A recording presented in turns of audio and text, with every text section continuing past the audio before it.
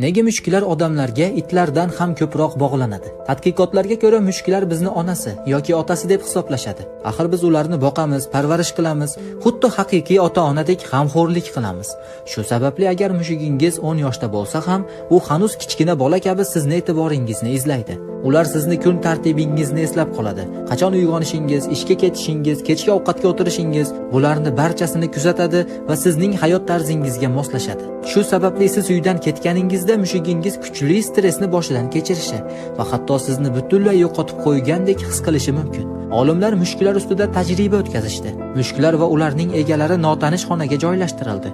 Mushuklar egalari yonida bo'lganida o'zlarini xotirjam tutishdi. Lekin egalari xonadan chiqib ketishi bilan 65% mushuklarda xavotir belgilari paydo bo'ldi. Mushuklar nafaqat bizni sevadi, balki bizni davolaydi ham. Ularning g'uvrlashi 25 dan 150 Hz chastotagacha bo'lib, suyaklarni bitishini tezlashtiradi va stressni kamaytirishga yordam beradi. Agar mushugingiz tizzangizga joylashib, katta ko'zlari bilan sizga qarayotgan bo'lsa, bilingki, u sizga men seni sevaman deyapti.